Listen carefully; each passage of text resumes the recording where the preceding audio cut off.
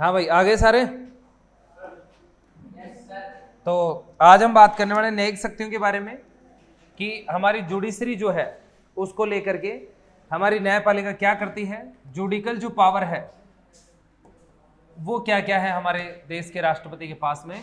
तो हम कुछ बातें पहले कर चुके थे, जैसे कि हमारे यहाँ न्यायपालिका को लेकर के एक जो है वो सुप्रीम कोर्ट है और एक अपने यहाँ पर हाई कोर्ट है।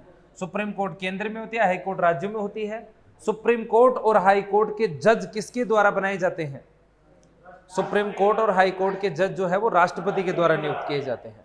तो ये भी एक इसका कार्य है, और वो जो कार्य है वो कौन सा है? न्यायिक कार्य है कि सुप्रीम कोर्ट और हाई कोर्ट के जज जो है वो राष्ट्रपति बनाता है। एक और जो है वो हम बात करें तो थोड़ा सा अनुच्छेद 72 है, ये वैसे आता तो जो है वो आर्टिकल 52 से 78 के बीच में आता है, कार्यपालिका के बीच में। वो राष्ट्रपति का कार्य है, लेकिन ये थोड़ा न्यायिक कार्य है, इसलिए हम लोग यहां बात कर रहे हैं उसकी। ये आर्टिकल उधर आना चाहिए था, मतलब न्यायपालिका के बीच में आना चाहिए था, जैसे न्यायपालिका 124 है, 124 से 147, लेकिन इसलिए नहीं आया क्योंकि सुप्रीम कोर्ट का काम नहीं है, कार्य है और ये कार्य राष्ट्रपति का है, इसलिए यहां आया है। कार्य न्यायिक है इसलिए हम इसको यहां पढ़ रहे हैं। कार्य क्या है देखो, यहां पर अनुच्छेद 72 बहुत तगड़ी बात बोलता है, याद रखना। 72 से जब भी कभी कोई गलती हो जाए, जब भी कभी कोई गलती हो जाए तो 72 के पास पहुंच जाना, माफी मिल जाएगी आराम से। माफी मिल जाएगी मतलब क्या मिल जाएगा आपको? क्षमादान मिल जाएगा, क्षमादान, ग्रांट पार्डन जो है वो आपको मिल जाएगा। क्षमादान का मतलब न्यायपालिका ने यदि किसी व्यक्ति को पनिशमेंट दिया है, सजा दी है किसी व्यक्ति को न्यायपालिका ने, तो यहां पर उस व्यक्ति की सजा को राष्ट्रपति माफ कर सकता है संपूर्ण तरीके से। माफ करने के अलावा उसकी सजा में परिवर्तन भी कर सकता है ना, कुछ सजा को कम कर सकता है, कुछ थोड़े समय के लिए उसको पोस्टपोन भी कर सकता है। ये हमारे देश के राष्ट्रपति के पास अधिकार है ना। बढ़ा नहीं सकता, बढ़ाएगा कैसे ऐसे, है ना। बढ़ाना तो एक अलग होगी, क्षमादान है कम करने, उसकी वैल्यू कम होनी चाहिए, मतलब ऐसा कार्य कर सकता है कि जिससे उसको सामने वाले को थोड़ा सा वो मिले, रिलीफ मिले, समस्या बढ़ा नहीं सकता उसकी, समझ रहे हो। तो ये काम कर सकता है, इसको लेकर के हम भी थोड़ा सा अलग बात करेंगे। जैसे दो टॉपिक हो गए अपने, एक तो क्षमादान वाला और एक अपना जो राष्ट्रपति का वीटो है उसको लेकर के थोड़ा सा और विस्तार से होगी। तुम अभी फिलहाल इनके बारे में इतना याद रखना है कि 72 से क्षमादान याद रखना। 72 बोले तो माफीनामा, ठीक है, 72 बोले तो माफ कर देने वाली बात, ठीक है। एक बार उनको जाके बोल के आ जाए कि क्लास में आवाज आ रही है, जाओ जाओ उधर वालों को बोल के आओ। हाँ, जा रहे ठीक है। और इसके अलावा एक और आर्टिकल है जो हमें ध्यान रखना है, देखो आर्टिकल 143, ये भी बहुत शानदार है, इसको लेकर के भी राष्ट्रपति की न्यायिक शक्तियां हैं। यह आर्टिकल काफी महत्वपूर्ण है, कई बार पूछा जाता है ना, और मुझे लगता है ये आर्टिकल आपको दिमाग में परमानेंट सेट होना चाहिए, परमानेंट याद होना चाहिए इसको। देखो इसमें दिख रहा है आपको नंबर, देख करके देखो आप लोग 143, ये 143 को आप लोग शरीफों की नजर से ना देखें, वैसे देखें इसको, है ना, कि कब कब क्या करते हैं इसको लेकर के। नहीं समझ में आया 143 क्या है ना। तो 143 बहुत सारे लोग करते हैं, है ना, 2 1 का 4 4 2 का 1 ऐसे। तो ये भी एक बहुत मैजिक आंकड़ा आज के युवा लोग काफी करते हैं, और ये आंकड़ा ऐसा है कि आप सामने वाले को यदि बोलते हो तो इसके कई परिणाम हो सकते हैं। आपका घर बस सकता है, घर बसा हुआ है तो टूट सकता है ना, या फिर हड्डियां भी टूट सकती हैं, है ना, जो भी हो सकता है। लेकिन यदि ये बात है तो हम वास्तव में इसी को लेकर के इसको थोड़ा याद करने का एक माध्यम ढूंढते हैं कि इस आर्टिकल को हम किस तरह याद कर सकते हैं। देखो इसको लेकर के याद रखना, छोरों को लेकर, लड़कों को लेकर, क्योंकि लड़कियां तो वैसे भी, लड़कियों को जरूरत नहीं पड़ती इन सब की, लड़कों को ही जरूरत पड़ती है। वही बहरुजी होते हैं भाई साहब जो देवियों के दर तक जाते हैं और देवियों को बोल करके आते हैं। बाकी लड़कियां को आजकल कम आवश्यकता पड़ती है इसकी। हाँ खैर आजकल चारों तरफ होने लग गया, ऐसा माना जाता है कि हाँ सब समान, आजकल के लड़के बहुत तगड़े हो गए कि उनको भी बोलना पड़ता है। तो ऐसे में मान लो कोई भी लड़का है वो आया तुम्हारे जैसा, रास्ते में चलता हुआ आ रहा था, रोज आता है आज भी आया, अब उसने अचानक से कुछ ऐसा देख लिया भाई साहब रास्ते में कि वो देखता ही रह गया, मन लग गया उधर ही। अब मन इतना लगा कि वो इधर पहुंच गया लेकिन मन उधर ही अटका हुआ, यार क्या बात है, मतलब मामला बैठ जाए, जुगाड़ बैठ जाए तो बात ही कुछ और हो जाए वाले, वो उधर ही सपने देख रहा है उसके। अब लड़कों को पता है खास बात क्या होती है, यदि उसने ऐसा कुछ देखा तो पहले आते ही क्या बोलेगा लड़कों से, अपने दोस्त से, खास दोस्त से बोलेगा भाई सुन सुन सुन, बोले सुना यार मैं अभी रास्ते में आ रहा था, क्या बताऊं तेरे को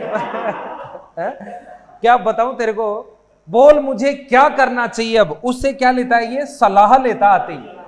बोलो लेता है कि नहीं लेता, एडवाइस लेता है कि बोल क्या करना चाहिए, है ना। और दोस्त इतने अच्छे होते हैं कि सलाह क्या देंगे, भाई बोल दे, है ना, बोल दे। और बोल दे क्या बोल दे, 1 4 3 बोल दे, ये बोल दे तो और तेरी बस की बात नहीं तो मेरे को लेके चल, मैं बोलता हूं, है ना। ऐसी सलाह हमारे दोस्त देते हैं। तो बस उसी से याद रखना सलाह से, कि जब लड़के अपने दोस्त से सलाह लेते हैं कि 1 4 3 बोलूं कि नहीं बोलूं, तो उसी से याद रखना कि 1 4 3 के अंदर सलाह लिखी हुई है।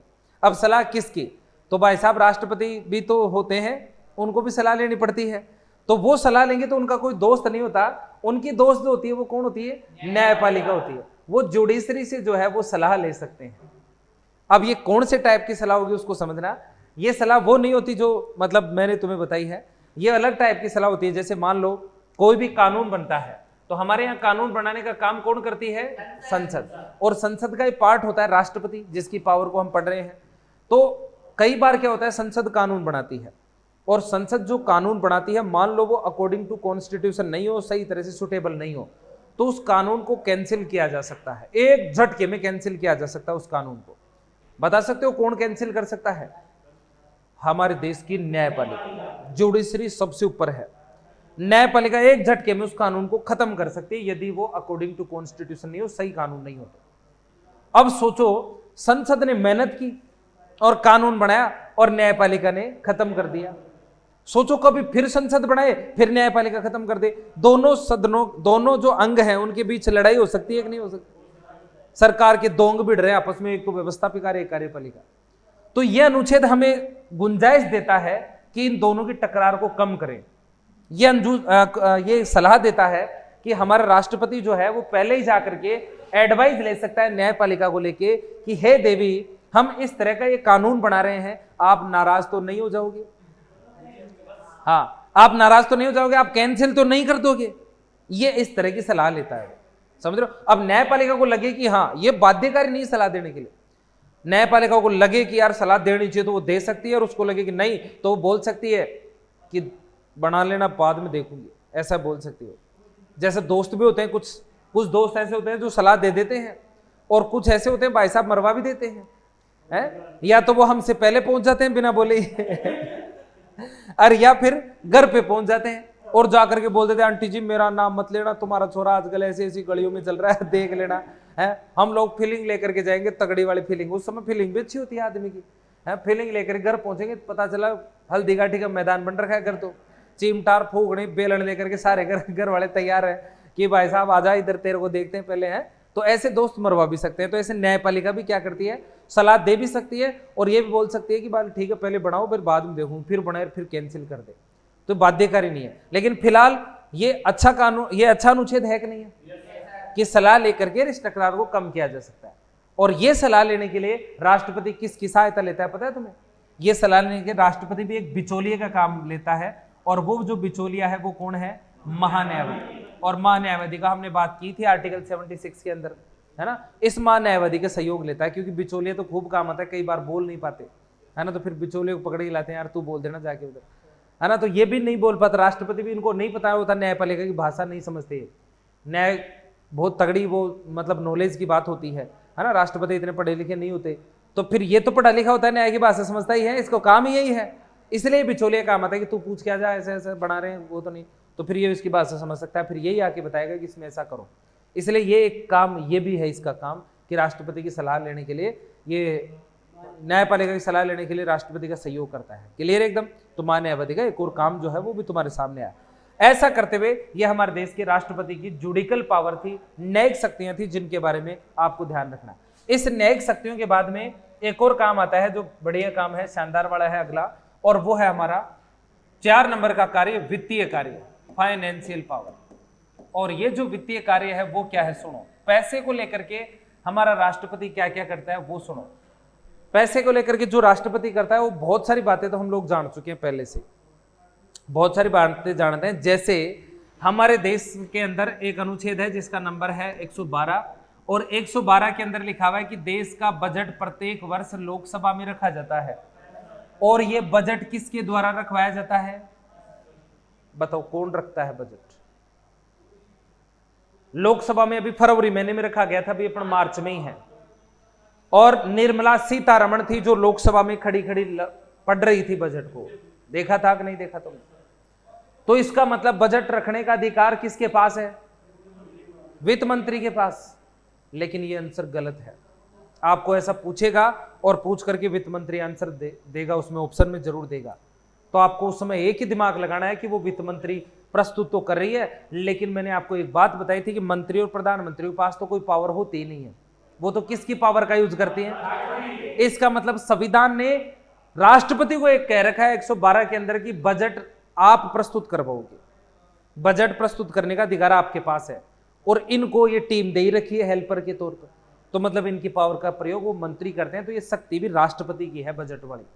ये बजट लोकसभा में ही पेश किया जाता है, ध्यान रखना, और लोकसभा में ये राष्ट्रपति की शक्ति का प्रयोग मंत्री करते हैं, तो वो कर सकते हैं सर। अब जरूरी नहीं वित्त मंत्री, क्योंकि आपने देखा हो 2019 के अंदर मोदी का अंतिम बजट था, जो पहले वाली सरकार थी उसका, वो बजट पेश किया था ये सुशील मोदी नाम का, एक सुशील मोदी क्या ऐसा कुछ नाम था, उसने किया था, जो कि रेल मंत्री था, रेल मंत्री था, पीयूष गोयल ने किया था, सॉरी है ना, पीयूष गोयल उसने किया था, तो वो रेल मंत्री था। क्योंकि उस समय के जो वित्त मंत्री थे अरुण जेटली, उनकी मौत हो गई थी, तो पद खाली था, तो रेल मंत्री ने किया। तो मंत्री हैं सारे, कोई सा भी कर सकता है, प्रधानमंत्री खुद भी कर सकता है। तो वास्तव में ये पावर किसके पास में? राष्ट्रपति के पास। एक और बात बताई थी मैंने तुम्हें, और वो जो बात थी वो थी हमारी संचित निधि को लेकर के। संचित निधि से कोई भी धन निकाल सकते हैं कि नहीं निकाल सकते? ये देश का पूरा पैसा जमा होता है कि नहीं होता है इसमें? संचित निधि से पैसा निकालने के लिए विधेयक लाना पड़ता है, जिसे हम क्या बोलते हैं? और धन विधेयक सबसे पहले किसकी अनुमति लेता है? राष्ट्रपति की, फिर लोकसभा में रखा जाता है। तो बताओ राष्ट्रपति की ये भी वित्तीय पावर हुई कि नहीं हुई? ये भी इसकी एक वित्तीय पावर है कि धन विधेयक इसकी अनुमति से लोकसभा में रखा जाता है ना, जो हम पहले बात कर चुके हैं। आपके सामने दोबारा से आ रही चीजें, तो आपको अच्छा लगना चाहिए कि हाँ सर ये तो हमारे को बहुत बढ़िया बढ़िया आ रही है, और ये सारी बात हम पहले से सुन चुके हैं। इसके अलावा एक और निधि होती है देखो, और वो जो निधि है उसका नाम है आकस्मिक निधि, कॉन्टीजेंसी फंड। आकस्मिक निधि में कुछ पैसा हम पहले से ही डाल के रखते हैं कि कोई भी मान लो कोई अकस्मात हो जाए, इमरजेंसी हो जाए, तो पैसा यहां से निकालते हैं। तो इस आकस्मिक निधि से भी पैसा यदि कोई निकाल सकता है तो वो हमारे देश का राष्ट्रपति है। क्लियर एकदम? और सुनो, आपने कभी नाम सुना है, एक बड़ा नाम है वित्त आयोग के बारे में, अलग से पेज पे हम बात करते हैं। हमारे यहाँ पर एक केंद्रीय वित्त आयोग बना होता है, इसका नाम तुमने खूब सुन रखा होगा, और आज हम इसके बारे में थोड़ा सा बात करते हैं। सेंट्रल फाइनेंस कमीशन जो है उसके बारे में आपने सुना होगा। इसका वर्णन जो है वो अनुच्छेद 280 के अंदर है। अनुच्छेद 280 के अनुसार ये बोला गया है कि हमारे देश का एक सेंट्रल फाइनेंस कमीशन होगा, केंद्रीय वित्त आयोग होगा। बहुत शानदार होता है ये। इसके बारे में थोड़ी सी बातें, आप 5 बातें अच्छे से सुनना। ये क्यों बनाया जाता है? देखो हमारे यहाँ क्या होता है, जो संचित निधि होती है उसमें पैसा जमा होता है, और जो पैसा जमा होता है उसके मालिक कौन होगा? पूरा देश मालिक होगा।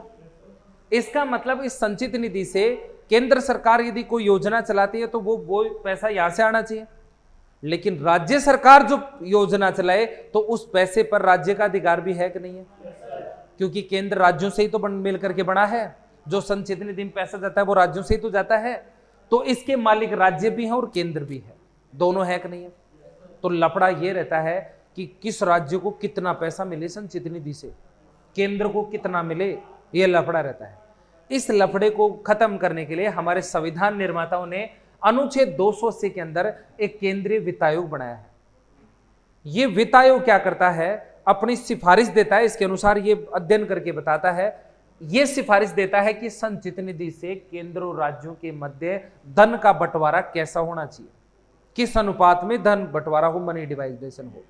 इस काम के लिए ये वित्त आयोग बनाया जाता है, समझ रहे हो? और 5 साल के लिए बनाया जाता है, 5 साल के लिए बनाया जाता है। हमने जब पहला वित्त आयोग बनाया था, पहला वाला, तो ये 1951 में बनाया था, जिसने 52 में कार्य करना शुरू किया और 5 साल तक चला। और पहला जो वित्त आयोग बनाया गया, इसका जो अध्यक्ष होता है, इस अध्यक्ष को हम बोलते हैं फाइनेंस कमिश्नर बोलते हैं, वित्त आयुक्त तो बोलते हैं। ये मेन आदमी होता है जिसकी अध्यक्षता में ये बनाया जाता है। इसको पहले ही बना देते हैं, फिर ये रिपोर्ट देता है ऐसे ऐसे पैसा मिलना चाहिए, फिर उसकी रिपोर्ट के अनुसार 5 साल तक पैसा मिलता है। बड़ी बात है कि देश का पहला फाइनेंस कमिश्नर कौन था, पहली बार जिसे बनाया गया था। तो याद रखना उस व्यक्ति का नाम केसी नियोगी था। केसी नियोगी याद कर लेना, जो पहला होता है वो हर बार ही काम का होता है। अभी बात करेंगे।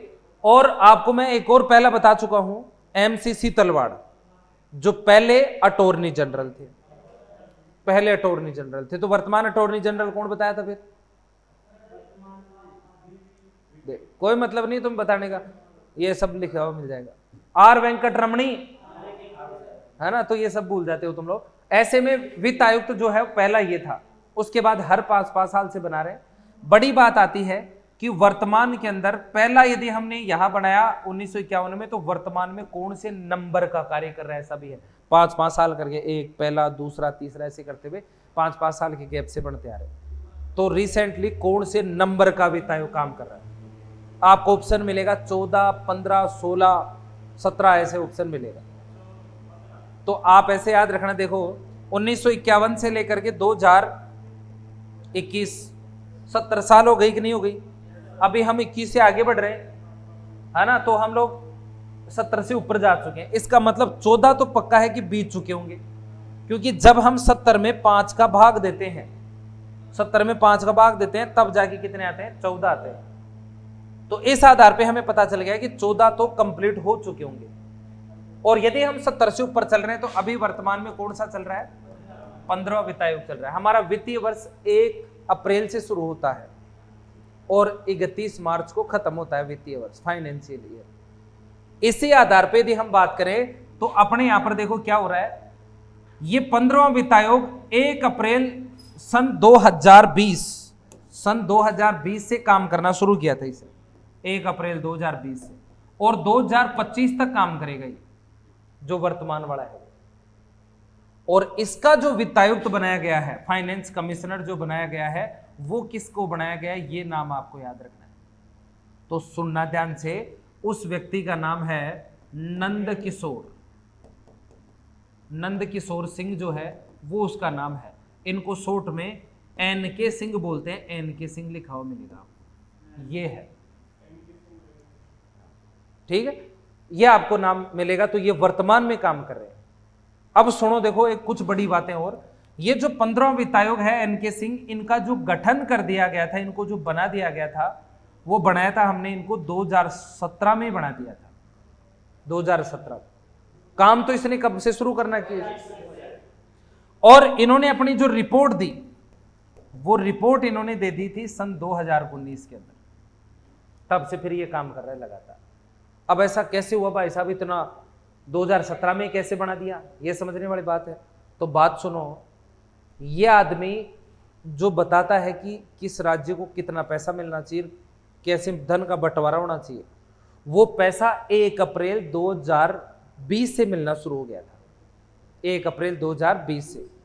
अब यदि हम इसको 1 अप्रैल 2020 के दिन ही बनाएंगे, ले बेटा आजा आजा, तेरे को वित्त आयोग बना रहे, अब बता कितना पैसा दें, कितना पैसा किस राज्य को दो। ये बोलेगा दादा अभी तो बनाए हो, मेरे को क्या पता किस राज्य को कितना पैसा चाहिए, मेरे को इसके लिए पहले राज्यों को देखना पड़ेगा, मेरे को इसलिए केंद्र की तरफ देखना पड़ेगा, संचित निधि का पैसा देखना पड़ेगा, सब कुछ देखना पड़ेगा, तब बताऊंगा मैं कि इतना पैसा मिलना चाहिए। इसलिए हम इसको पहले ही बना देते हैं, इतने दिन में पूरा अध्ययन करके रख लेता है, फिर 1 अप्रैल 2020 से इसके अनुसार पैसा मिलना शुरू हो जाता है। तो पहले ही बनाना पड़ेगा ताकि पूरा मामला पहले से ही सेट रखे। अभी बड़ी बात यह कि 2023 में बैठे हुए हैं हम, और 2025 में इसका कार्यकाल होने वाला है।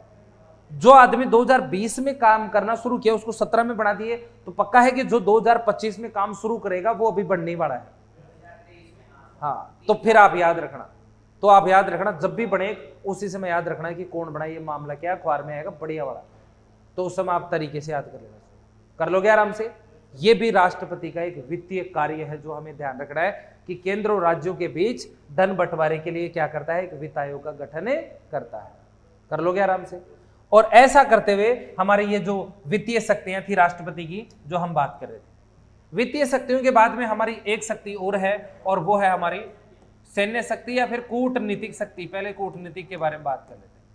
कूटनीतिक शक्ति यानी डिप्लोमेटिक पावर।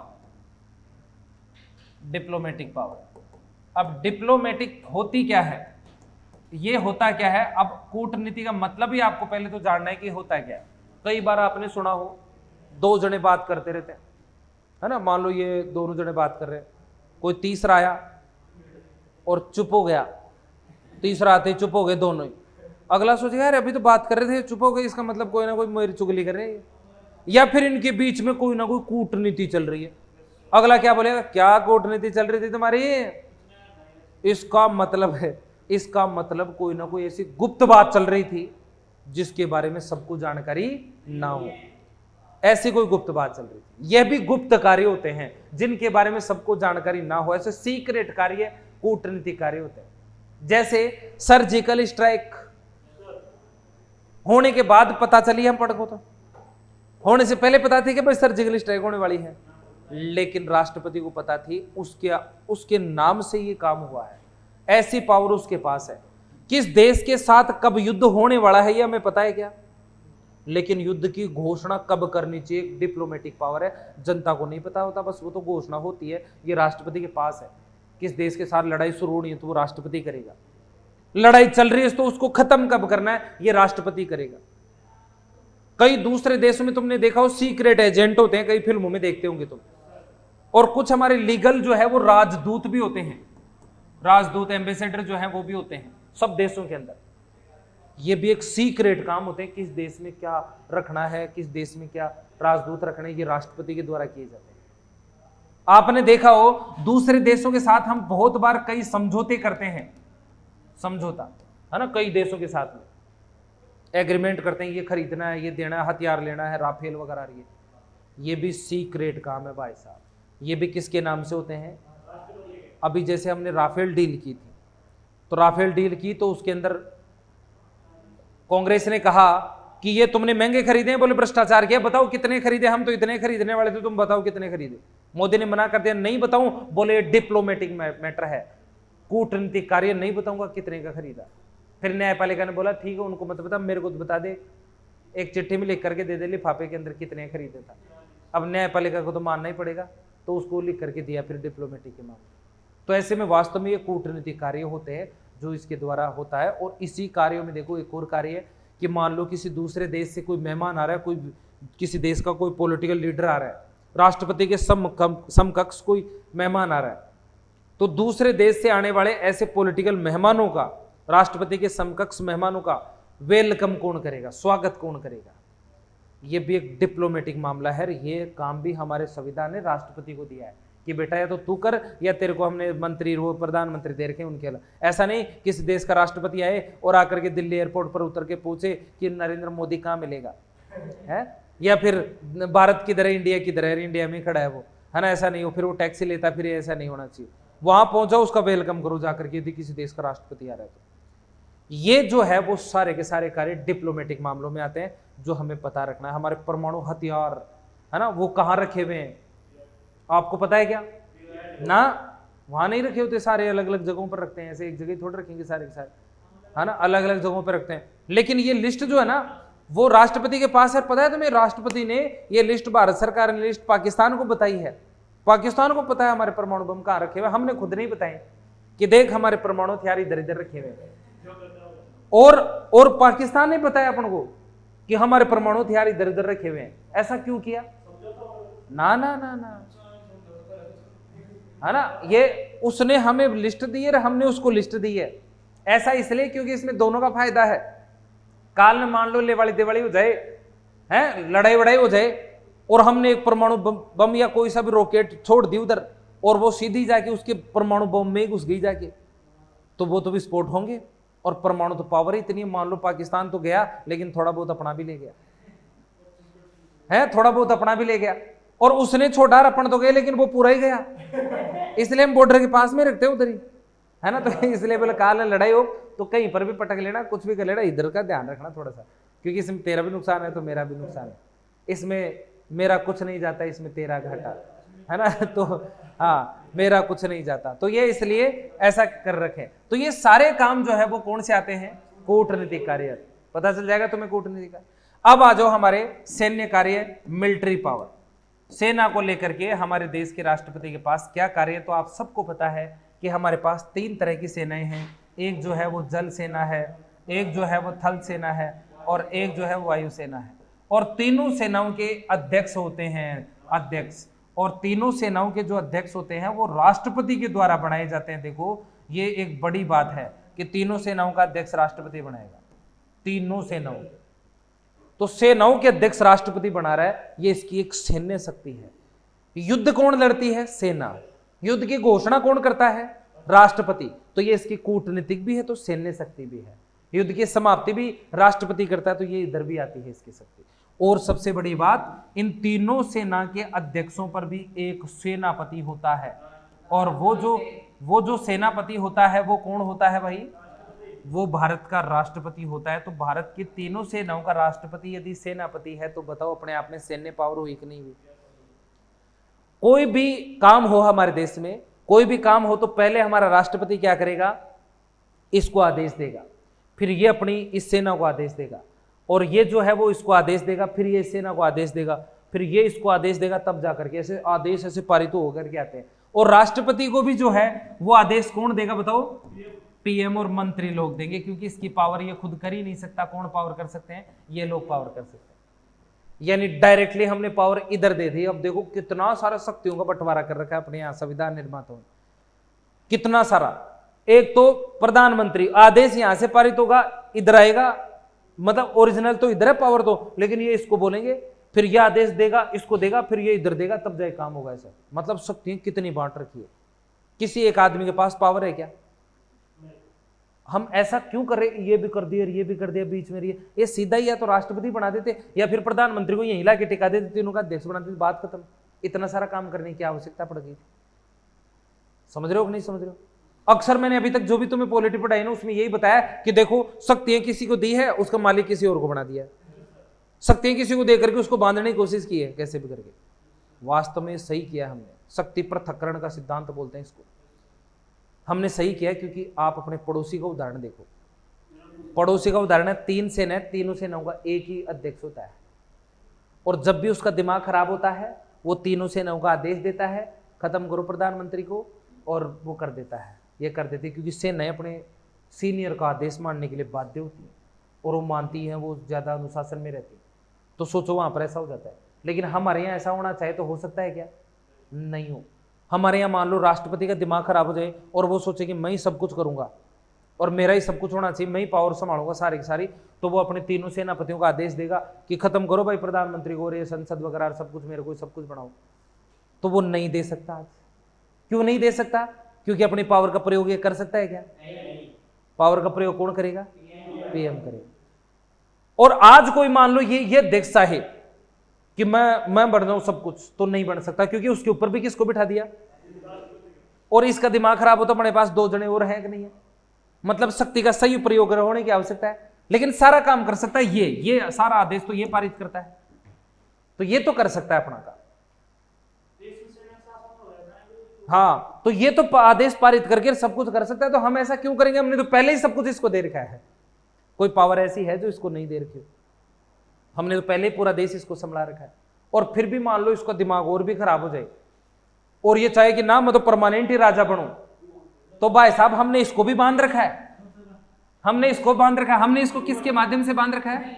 लोकसभा के माध्यम से, जो जनता के द्वारा चुने गए लोग हैं वहां पर बहुमत से बांध रखा है हमने। तो उधर जनता 1 मिनट में खत्म कर देती। मतलब अंतिम शक्ति किसके हाथ में चली गई? अब सोचो, शक्ति यहां से, मतलब आदेश यहां आ रहा है, अप्लाई यहां हो रहा है, लेकिन आदेश इधर से आ रहा है जनता से। इसीलिए हमारा देश लोकतंत्र है।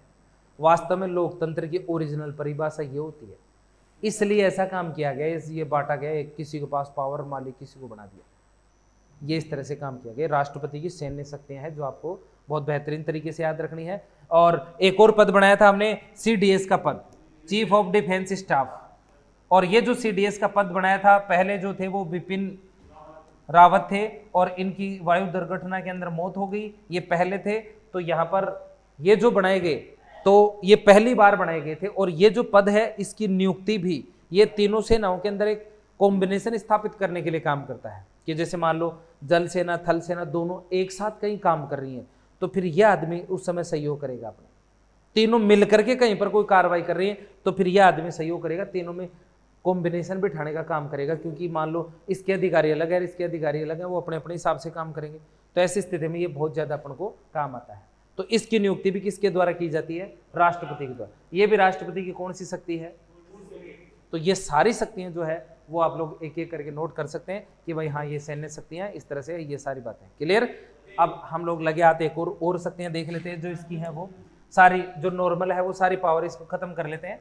एक इसकी शक्ति अपनी राज्यों से संबंधित, स्टेट को लेकर के क्या क्या करता है, राज्यों से संबंधित शक्ति। अब राज्यों को लेकर के क्या करता है, तो इसमें एक चीज याद रखना आप लोग कि कुछ पावर ऐसे हैं जो वास्तव में वो राज्यों को लेकर के ही हैं। जैसे राज्यों के अंदर राज्यपाल होते हैं कि नहीं होते? और राज्यपालों की नियुक्ति कौन करता है? राष्ट्रपति की पसंद के होते हैं। वो राज्यों से संबंधित पावर हुई कि नहीं हुई? इसके अलावा हमारे देश के अंदर आपने देखा हो कि जब कभी भी 356 का प्रयोग किया जाता है, तो मैंने आपको बताया था कि इस 356 को हम राष्ट्रपति शासन बोलते हैं और ये किसी भी राज्य पर लगाया जाता है। और जब ये लगता है तो उस राज्य में किसका शासन होता है? राज्यों से संबंधित शक्ति हुई कि नहीं, है ना? उसी की शक्ति हो गई उसमें तो पूरी की पूरी। दूसरा एक और बड़ी बात कि हमारे यहाँ हाई कोर्ट राज्यों में होते हैं। हाई कोर्ट के न्यायाधीश भी कौन बनाता है? राष्ट्रपति, जो हम उधर पढ़ चुके हैं, न्यायपालिका शक्ति में देख चुके हैं। इसके अलावा देखो, यदि कोई राज्य, कोई भी स्टेट अपना नाम बदलना चाहे तो संसद बदल सकती है। कोई राज्य नया बनना चाहे संसद बना सकती है। किसी राज्य की सीमा के अंदर परिवर्तन करना चाहे संसद कर सकती है। कोई राज्य खुद अपना नाम नहीं बदल सकता और ना ही अपनी सीमाओं में परिवर्तन कर सकता। ये सब नहीं हो सकता। यदि ऐसा होता तो कश्मीर अपना खुद का नाम राज्य पता नहीं कितने बना चुका होता। पश्चिमी बंगाल जो है वो ममता बनर्जी कब का बंगला बना चुकी होती, यदि ऐसा उसके पास ये पावर होती। लेकिन ये पावर हमने संसद को दे रखी है। अब इससे संबंधित जो पावर है वो राष्ट्रपति के पास क्या है वो देखो। जो राष्ट्रपति है वो इससे संबंधित क्या करता है वो देखना। एक चीज बताई थी मैंने कि दो ऐसे बिल है, दो ऐसे विधेयक हैं जो सबसे पहले राष्ट्रपति की अनुमति लेते हैं, उसके बाद संसद में रखे जाते हैं और फिर लास्ट में भी राष्ट्रपति की अनुमति लेते हैं। उनमें से एक विधेयक तो मैं आपको बता चुका था जिसका नाम क्या था, और उस समय बोला था कि दो ऐसे हैं जो एक समय आने पर बताऊंगा। तो उस दूसरे का समय आज आ गया। एक धन विधेयक और दूसरा है ये राज्यों से संबंधित विधेयक। यदि किसी राज्य का नाम बदलना है, उसकी सीमाओं में परिवर्तन करना है या नए राज्य का गठन करना है, तो इसका प्रस्ताव आप सबसे पहले लोकसभा राज्यसभा जिसमें भी लाएं, लेकिन पहले किसकी परमिशन लें? राष्ट्रपति की परमिशन लें। ऐसे करते हुए हमारे देश का जो राष्ट्रपति है वो ये दो बिल है इनको प्री परमिशन देता है, एक राज्यों से संबंधित और एक धन विधेयक। समझ गए? और जब वो उसमें पास हो जाएंगे तो जाके होगा। इसका मतलब हम लोग राष्ट्रपति से काम करवा करके, राष्ट्रपति से साइन करवा के फिर हम राज्यों को चेंज कर सकते हैं। तो ये भी राज्यों से संबंधित पावर हुई कि नहीं हुई? ये सारी हमारी राष्ट्रपति की नॉर्मल पावर थी जो आपको याद रखना है। एक सामान्य शक्तियां थी जो सारी आपको याद रखना रह जाएगा आराम से। तो एक बार हम इनका सबका रिवीजन कर लेते हैं, एक एक करके हम लोग रिवाइज कर लेते हैं इसको। तो सबसे पहले जो है वो हमने शुरुआत की राष्ट्रपति की शक्तियां। आज कौन सी? न्यायपालिका की शक्तियां। व्यवस्थापिका और कार्यपालिका कल देख चुके हैं। न्यायपालिका शक्ति में हाई कोर्ट और सुप्रीम कोर्ट के जज कौन बनाता है? राष्ट्रपति बनाता है। और हमारे यहाँ 72 में क्या लिखा हुआ है? क्षमादान का मतलब किसी व्यक्ति को कौन सजा दे?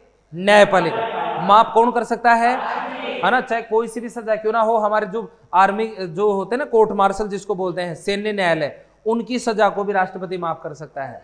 वो भी है, ठीक है। हाँ, फांसी है, फांसी को भी माफ कर सकता है। फांसी की सजा में चेंज कर सकता है, उसको उम्र कैद में बदल सकता है, उसको माफ कर सकता है। फांसी का समय कुछ समय के लिए पोस्टपोन कर सकता है। ये सब काम इसमें लिखा हुआ है। 143 तो आपको पहचान ही जाओगे आराम से। 143 बोले तो सलाह ले सकता है। हमारा देश का राष्ट्रपति सलाह ले सकता है न्यायपालिका से। क्लियर एकदम। और उसके बाद जो है वो हमारा एक अनुच्छेद और आता है जिसका नाम है अपना वित्तीय कार्य, फाइनेंशियल कार्य। बजट कौन रखता है? जो भी रखे, लेकिन शक्ति किसके पास में है? और उसकी शक्ति का प्रयोग करने के लिए मंत्री और प्रधानमंत्री होते हैं। तो वो जो भी रखे, वित्त मंत्री रख रहा है, लेकिन पावर 112 के अनुसार किसके पास है? और ये लोकसभा में रखा जाता है। साल का वित्तीय विवरण जो है वो बजट कहलाता है। ये अंग्रेजी का शब्द है। संचित निधि से पैसा निकाल सकते हैं तो सबसे पहले किसकी अनुमति लेंगे? वैसे संसद की अनुमति लेंगे, लेकिन संसद का भाग है राष्ट्रपति, तो वहां पर संसद नहीं हो तो हम क्या करेंगे? राष्ट्रपति की, राष्ट्रपति की अनुमति से। आकस्मिक निधि से भी पैसा कौन निकाल सकता है? धन विधेयक किसकी अनुमति से लोकसभा में रखा जाता है? ये सारे काम राष्ट्रपति की वित्तीय शक्तियों में थे जो हमने देखे। और इसके अलावा हमने देखे केंद्रीय वित्त आयोग। केंद्रीय वित्त आयोग बोले तो 280 अनुच्छेद किस लिए बनाया जाता है? ये केंद्रीय वित्त आयोग केंद्र व राज्यों के मध्य धन बंटवारे के लिए, कि संचित निधि से इनको कितना पैसा मिलना चाहिए, इस मनी डिवाइडेशन के लिए ये केंद्रीय वित्त आयोग बनाया जाता है अकॉर्डिंग टू आर्टिकल 280। और ये जो पहला बना था वो पहला 1951 में, जिसका अध्यक्ष कौन थे? अध्यक्ष को क्या कहा जाता है? फाइनेंस कमिश्नर वित्त आयोग। वर्तमान में कौन सा काम कर रहा है? जिसका कार्यकाल है 2020 से, और वर्तमान वाला कौन है? यानी एन.के. सिंह, ठीक है, नंद किशोर सिंह, एन.के. सिंह। और 2017 में बना था, तो ये वाला भी जल्दी बन जाएगा, तो उसमें आपको ध्यान रखना है कि ये कब बनेगा, ठीक है। और इसके बाद हमने देखा कूटनीतिक शक्ति, डिप्लोमेटिक पावर के अंदर देखा दूसरे देशों के साथ संधि समझौते किसके नाम से होंगे? राष्ट्रपति के नाम से होंगे। दूसरे देशों में राजदूतों की नियुक्ति कौन करेगा? और युद्ध की घोषणा, युद्ध समाप्ति की घोषणा कौन करेगा? राष्ट्रपति करेगा। तो उसकी ये कूटनीति, विदेशी मेहमान जो आएंगे उसका स्वागत कौन करेगा? राष्ट्रपति के। सिमिलर जो विदेशी मेहमान आते हैं तो उसका स्वागत भी राष्ट्रपति के पास है, ठीक है। अब वो खुद करे चाहे अपने मंत्रियों से कराए, वो उसके पास हमने पावर दे दी है, तो उसको लेकर के ये हमने बात की थी। फिर आती है सैन्य शक्तियां। तीनों सेनाओं के अध्यक्षों की नियुक्ति कौन करता है? CDS की नियुक्ति कौन करता है? और तीनों सेनाओं का सेनापति कौन होता है? राष्ट्रपति। तो ये इसकी सैन्य शक्तियां थी। फिर आती है राज्यों से संबंधित, राज्यपाल की नियुक्ति कौन करेगा?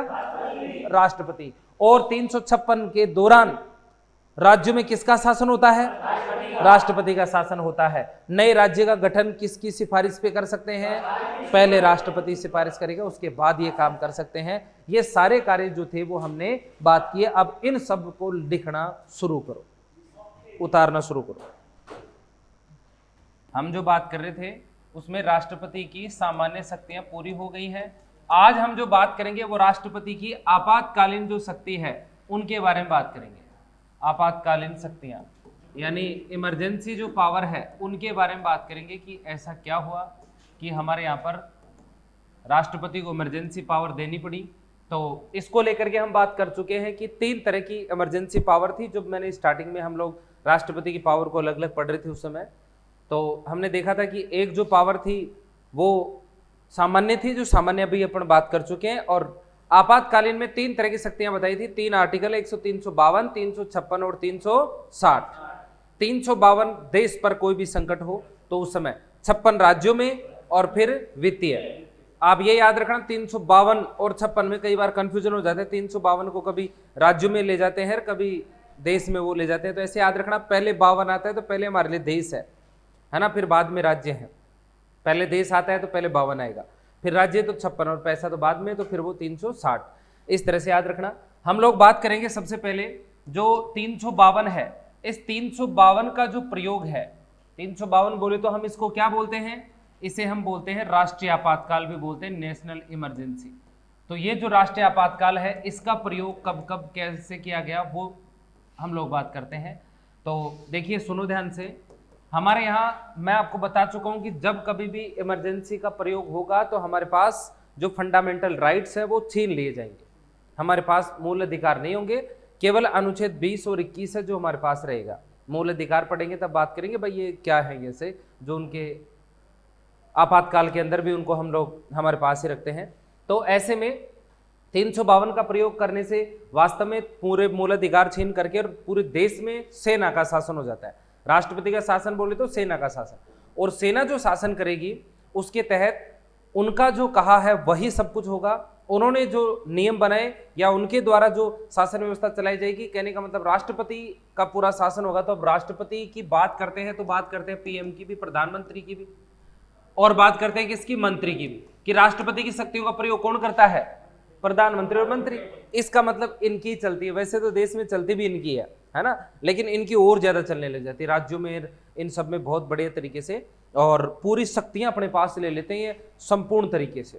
उसमें बहुत कुछ बदल जाता है। हम लोग, हमारे पास अधिकार नहीं होते। जैसे आज भी प्रयोग तो कर रहे हैं लेकिन हमारे पास राइट्स हैं तो हम लोग उनका विरोध कर सकते हैं।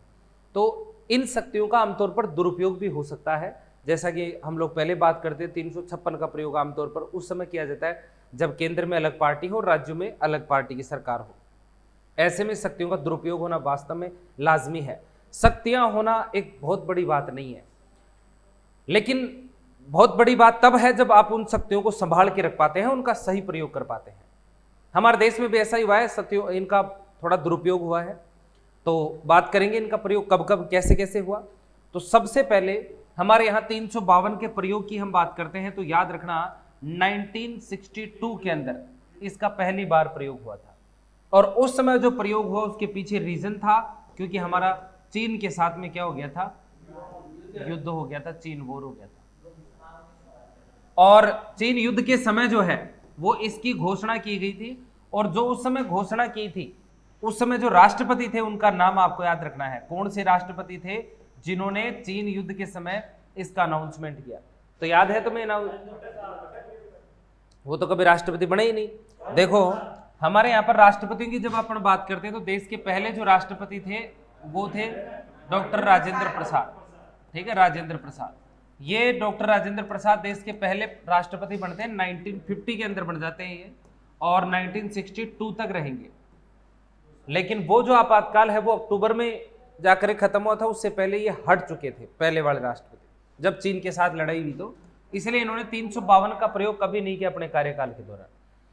उसके बाद दूसरे नंबर की जो राष्ट्रपति आए थे उनका नाम था सर्वपल्ली राधाकृष्णन। सर्वपल्ली राधाकृष्णन।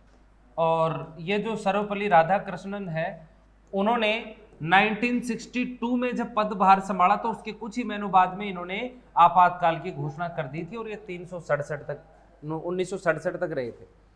तो उस समय हमारे देश के राष्ट्रपति यही थे जो सर्वपल्ली राधाकृष्णन थे। पहले तू बोल। हाँ,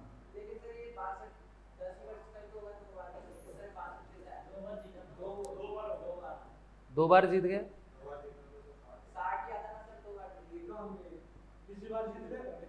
हाँ सही बात है, ये बात तो सही है कि 52 से 50 तक क्यों आया, है ना? तुमने तो सोचा ही नहीं कभी।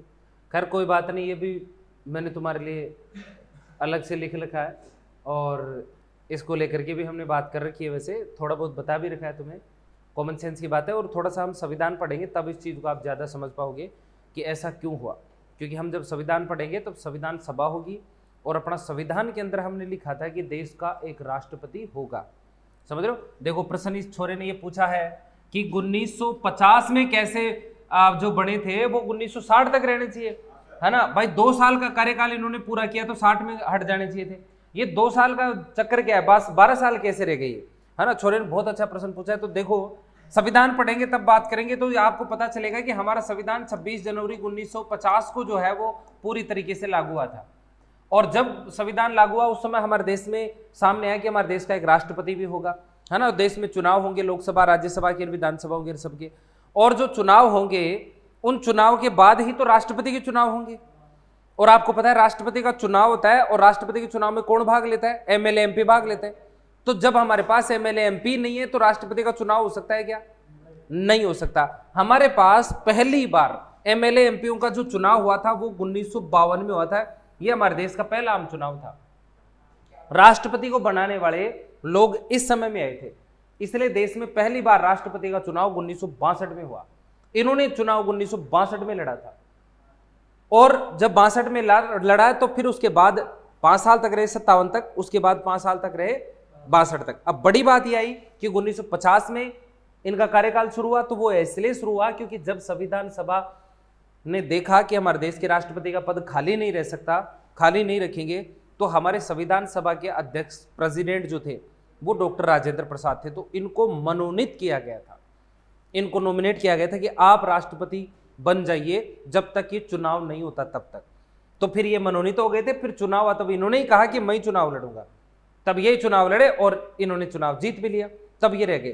तो एक बार तो ये मनोनीत हुए थे और 2 बार इन्होंने चुनाव लड़ा था, इसलिए 62 साल का इनका, ये 12 साल का इनका कार्यकाल। क्लियर एकदम? तो ऐसे में याद रखना 24 जनवरी को हमारी संविधान सभा की अंतिम बैठक थी, इस दिन इनको निर्णय लिया गया था कि भाई हमारे देश के राष्ट्रपति ये होंगे।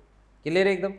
अब सुनो आगे, इसके बाद क्या हुआ, सर्वपल्ली राधाकृष्णन आए और इन्होंने जो है वो इस आपातकाल की घोषणा की थी। इसका मतलब राष्ट्रपति सर्वपल्ली राधाकृष्णन के द्वारा पहली बार देश के अंदर जो है वो आपातकाल की घोषणा की गई। याद रखना, देखो मैं आपको ये सारी बातें इसलिए बता रहा हूं, हमें राष्ट्रपति याद रखने होते हैं अभी तक के कौन कौन से राष्ट्रपति बने, और इस बात को लेकर के खूब बच्चे रटते हैं, है ना, कोई ट्रिक बना रखी है भाई, ये इस तरह से ट्रिक से याद कर लेना कि कौन कौन राष्ट्रपति बने थे। लेकिन मैं चाहता हूं कि जब स्टूडेंट सारी चीज़ों को सामने से देख लेगा, हर राष्ट्रपति के बारे में कुछ ना कुछ जान लेगा और सब कुछ उनके सामने से होगा, तो वो पक्का है कि वो राष्ट्रपति याद रखेगा, वो राष्ट्रपति याद रखेगा और वो कभी उसको ट्रिकों की आवश्यकता नहीं पड़ेगी क्योंकि उसके सामने है। जैसे आपको पता है कि अभी हमारे देश के प्रधानमंत्री कौन है, नरेंद्र मोदी। अब आपसे कोई 20 साल बाद में जब पूछेगा कि नरेंद्र मोदी प्रधानमंत्री बना था कि नहीं बना था, तो आपको पता है बनेगा यार उस समय बना था, क्योंकि ये सब चीजें आपके सामने थी। तो यदि जो लोग बन गए हैं वो तुम्हारे सामने से गुजर जाएं, तो शायद आप लोग ज्यादा याद रखोगे कि यार हाँ ये सब ऐसा हुआ था, हमें पता है, और इनको याद रख पाओगे, ट्रिकों की आवश्यकता नहीं पड़ेगी। ऐसे ही मैं आपको बहुत सारी चीजें मैं आपके सामने से गुजार चुका हूं। मेरी जो क्लासें हैं वो लगातार जो ले रहा है, कंटिन्यू ले रहा है ना, उसको ये सब ट्रिकें वगैरह नहीं याद करनी पड़ेगी, उसके सामने से मैं गुजार दूंगा कभी ना कभी किसी ना किसी माध्यम से। तो जो पिछली भी क्लासेज जिन्होंने ले रखी हैं और कंटिन्यू जो क्लास ले रहा है वो इनको तरीके से देख पाएगा। ठीक है, जो ऑनलाइन देख रहे हैं वो भी यदि पिछले वीडियो जो देखते हैं वो तो उनके अंदर मैंने सारा बता रखा है कि कहाँ कब कैसे हुआ था, और आगे की कहानियां मैं बता दूंगा। बीच बीच में छोटी छोटी कहानियां मैंने बता रखी है ताकि उनसे लेकर के हमारा राष्ट्रपति हमें याद रह सके। जैसे मैं अभी तुम्हें याद दिलाता हूं, देखो तुम भूल गए होंगे। इसके बाद हमारे देश के राष्ट्रपति बने थे तीसरे नंबर के, जिनका नाम था जाकिर हुसैन। क्या तुम्हें कुछ याद है क्या जाकिर हुसैन के बारे में?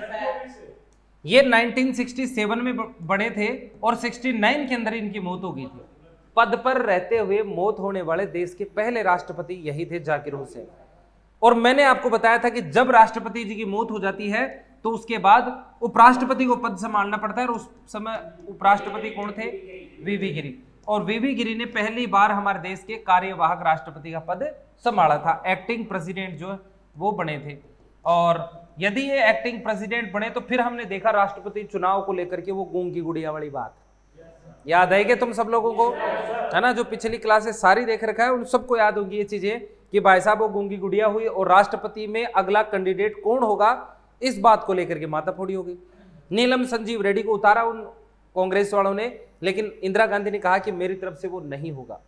और इंदिरा गांधी की तरफ से चुनाव किसने लड़ा? जब वीवी गिरी को चुनाव लड़ना था तो इन्होंने पद छोड़ दिया, और जब पद छोड़ा तो राष्ट्रपति को तो चुनाव लड़ना है, राष्ट्रपति तो मर गए, उपराष्ट्रपति को चुनाव लड़ना है। ऐसे में दोनों ही पद से हट गए तो देश का सीजीआई पद संभालता है। और उस समय जो सीजीआई थे उनके भाग्य में आया कि जिन्होंने पद संभाला, और उस समय कौन थे? न्यायमूर्ति हिदायतुल्ला। ये हिदायतुल्ला जो थे इन्होंने पहली बार पद संभाला, और ये सेकंड जो है वो कार्यवाहक राष्ट्रपति थे, दूसरे नंबर के कार्यवाहक, और एकमात्र ऐसे जज जिन्होंने एक्टिंग प्रेसिडेंट के तौर पर काम किया। ऐसे आदमी जो राष्ट्रपति भी रहे, उपराष्ट्रपति भी रहे और सीजीआई भी रहे, तीनों बड़ी पोस्टों पर रहे। ये सब बात मैं आपको पूरी कहानियां बता चुका हूं उस समय में कि क्या हुआ था, ये सारी चीजें। तो वो कभी नहीं भूल सकता कि भाई साहब जाकिर हुसैन की पहली बार मौत हुई थी, और वो कभी नहीं भूल सकता कि वीवी गिरी ने कार्यवाहक का पदभार संभाला, फिर छोड़ा और चुनाव लड़ा और फिर जीता भी। ये भी पता है कि नहीं पता तुम्हें, है ना? फिर इन्होंने चुनाव जीत भी लिया बहुत भयंकर तरीके से, और वो डोकरों की बेइज्जती करके वो सो गए थे कि नहीं सो गए थे, है ना? रजाई उड़ करके सो गए थे बेचारे। और वीवी गिरी ने 1969 से लेकर के 74 तक पूरे 5 साल तक काम किया था। और इंदिरा गांधी बहुत भयंकर तरीके से चुनाव जीत के आई।